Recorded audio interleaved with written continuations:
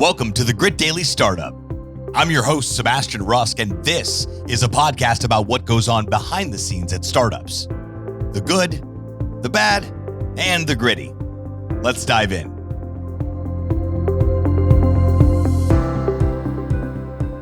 Jim Markham, welcome to the show, bud.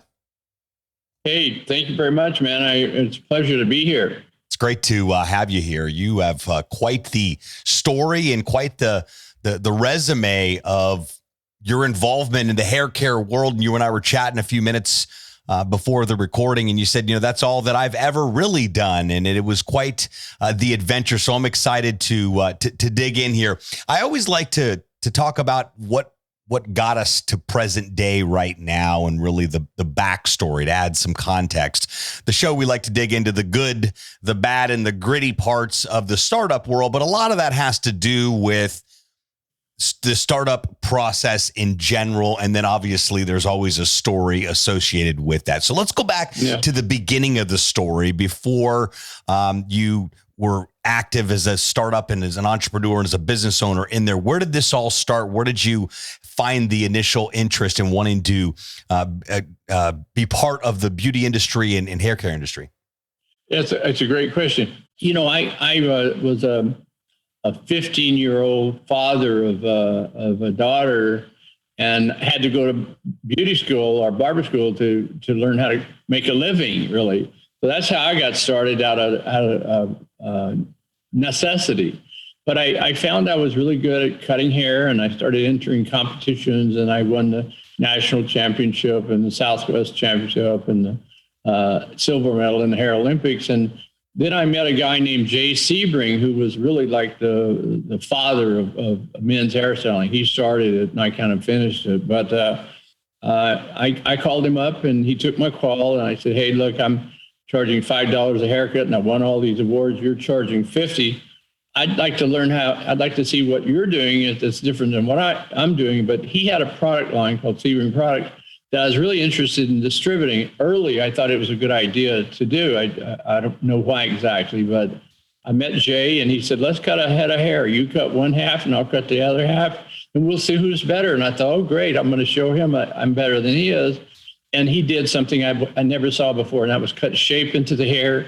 And it looked wonderful, and you could leave hair long. You could, what really kind of made us was being able to leave long hair long and cut shape into it. So I ended up doing a Sebring franchise in Albuquerque, New Mexico, and became a 4-state distributor of Sebring products.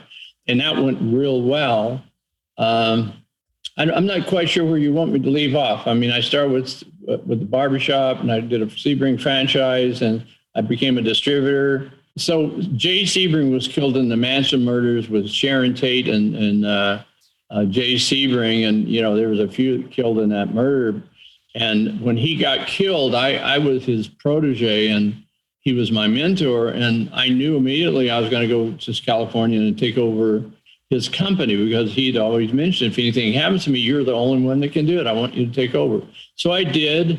And I started cutting, Paul Newman's hair, Johnny Carson, Robert Redford, Steve McQueen, Frank Sinatra, and many, another 50 more.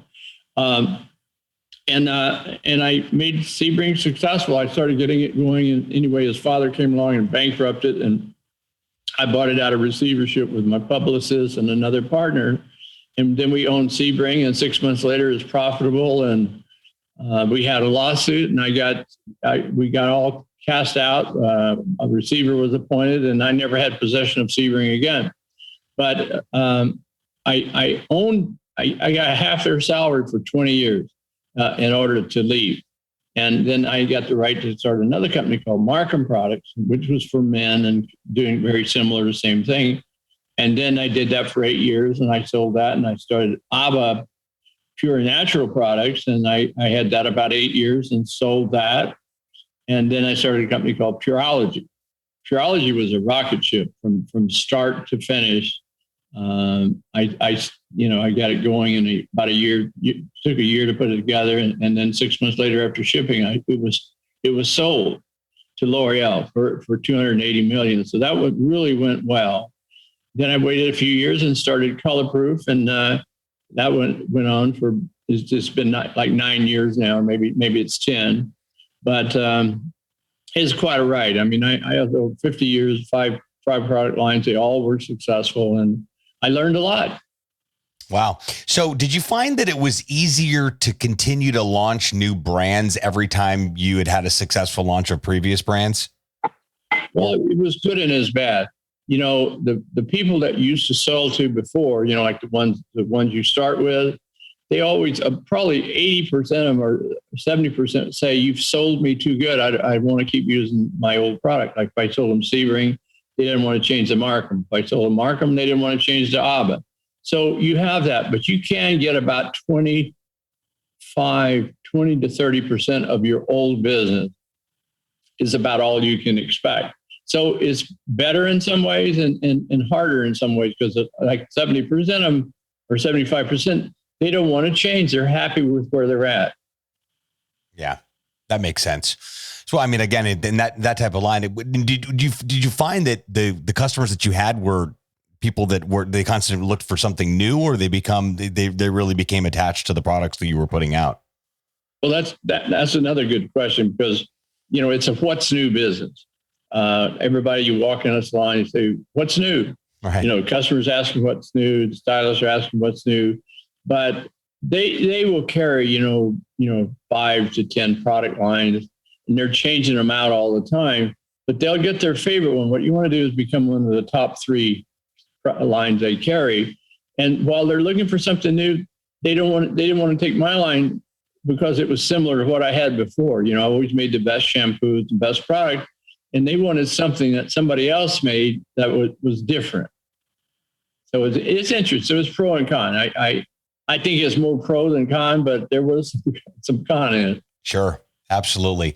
So what were some of the challenges that you found when venturing out and becoming a brand that was creating products that you were bringing out to the market? What type of growing and startup pains did you experience?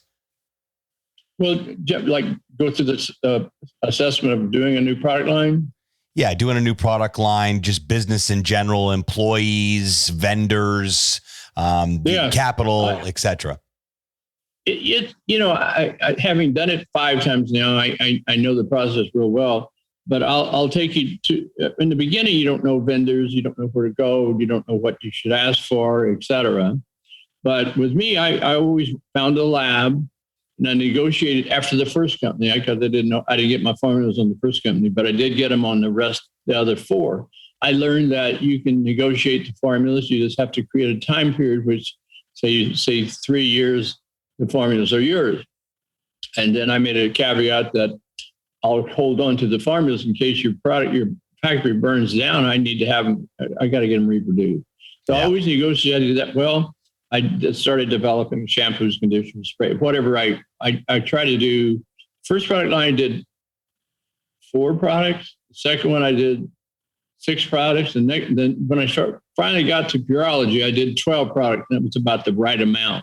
So you can have too few or too many. So 10 to 12 was my sweet spot. And then you can put promotions together and get them out there. Then you develop the package, and then you develop the names, and then you got to go through legal and pass them through. So you got naming of shampoo, conditioner, spray, and whatever you have. And then the legal part of it, you got to get them trademarked and registered that. And then you got to get the products developed, negotiate the agreement, the formula, and then you got to test them, and then you got to do a 90-day stability test. So it takes about 10 to 12 months to get a product from start to finish in my arena. And then developing a relationship for the lab, warehousing. We always contracted warehousing out, who would warehouse it, ship it to the distributors. Then after you get all that set up, now you got to start getting distributors. So I always try to get 10 to 12 distributors the first year, which is aggressive. And then another 6 or 7 the next year, and then up to 25 the third year, and then you had full distribution. I found most companies that I had took 3 years to start being profitable and having a positive cash flow. So PureOlogy was profitable in its 6th month and never lost ground. The first companies we did, I didn't have much money, hardly any money to start with Sebring. I took over Sebring, and then I bought it from the father who came in and put it in bankruptcy, sold it to its bidder, which is me and my group. Sebring would have been a rocket ship, but we had a dispute and we were out after 6 months, and that went on for a year and a half. And then I started Markham Products. Markham was twice as successful as Sebring. ABBA was pretty successful, and then PureOlogy was crazy profitable. And then it was always a non-compete. In the beginning, I signed 5 years. At the end, I signed 2 years. So you just learn that you don't want to be shut out of the market too early. But it was quite a ride. But from start to finish, there's steps. And I just line them up, piece of paper, what I need to do, and then cross them out. And keep doing this all at the same time. Yeah, because there's so many steps in the process on there, but you get familiar with them, but that doesn't eliminate the steps. You just get better at doing them, right? You just get better, and you know what to do, and you know when you've got it, as opposed to keep looking for it. So it was a fun trip. I mean, I loved doing it. And then while you're developing all that, then you're trying to look for distributors at the same time, and they don't want to look at anything until you got a finished product. Right. So you really can't get distributors until you're ready. And then you got agreements, and then you got to get a territory, and you got to assign. We always assigned a state or two or three. In the end, was how we got distribution. There's about 25 distributors you really need to cover U.S. only, and then about 5 distributors for Canada. Never did much international.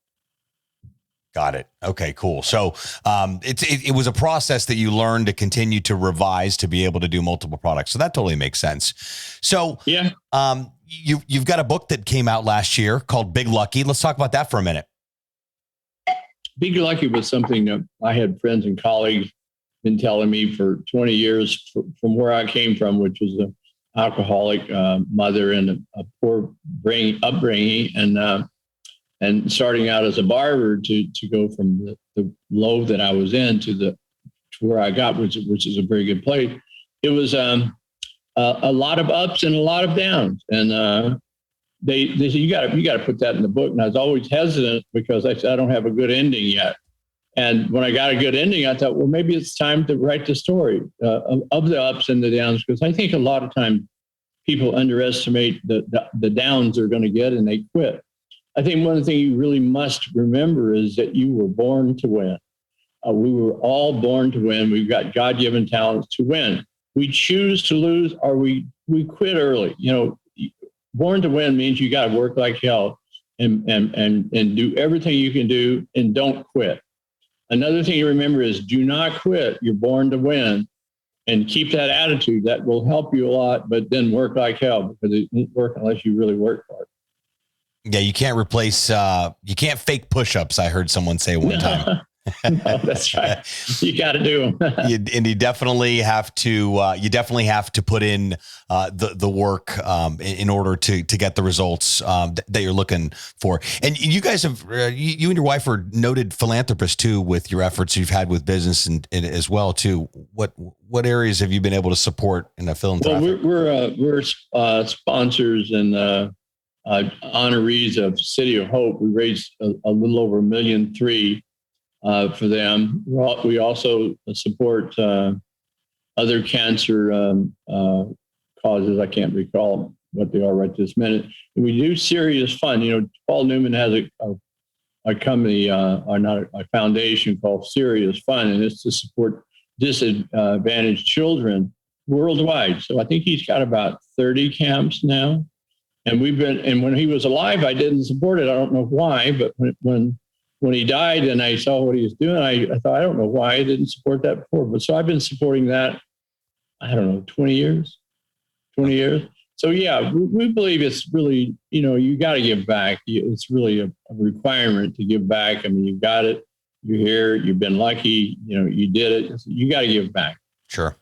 Yeah, you're absolutely. Too much is given, much is expected, right? Yeah. Plus, you got to give back. Absolutely. Plus the joy of giving too. It never seems to disappoint. Right. That's exactly right. Giving feels really good. and you know it's the right thing to do when you do it. I mean, I've never regretted giving anything away. No, I don't think and I've never talked to anybody. I don't think I've met anybody that has either. So, well, I commend you on your success and your philanthropic efforts and what you've done and been able to show up for in the world and clearly make an impact for what you've been able to do within the beauty industry and as well as the philanthropic efforts too. And congratulations on the book too. And it's always important to get that story out there. I believe our story is attached to someone else's story oftentimes and can be a catalyst for change in other people's lives if we're just willing to be brave enough to get our story out there. That's right. You know, we wrote the book with the end game being that we wanted to help entrepreneurs be more successful and provide a sure way of getting there. One of the things that, again, I'll re-mention is that when you fall down or have a hard time, don't quit. Get up, dust yourself off, get back into the game. You're made to win. Absolutely. And I really give a lot of detail about that in my successes because I know I went broke twice and had a lot of difficulties, but I didn't quit. I kept in doing it, and I believed I could win. And sure enough, I was good enough. Yeah, well, sometimes we got to get knocked off the bike to get back up and start pedaling again. That's just how life shows up. I was going to ask you what the best advice you have for startups and entrepreneurs are, but you just gave it. Don't ever give up. Keep doing the work. Keep showing up.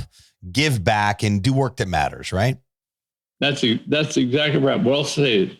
Excellent. Well, hey, listen, it's been such a pleasure to chat with you, Jim. I really appreciate your time. Thanks for taking time out of your day there in beautiful Hawaii to hang out with us and be here on the Grit Daily Startup podcast and share your story and add some value to what we got going on here. We sure do appreciate it. And you have to come back sometime. Absolutely. Sebastian, you got a great show. You do a wonderful job, and I really appreciate being on your show. Thanks so much, Jim. I really appreciate it. Thank you very much, buddy. Take care. Until next time, friends.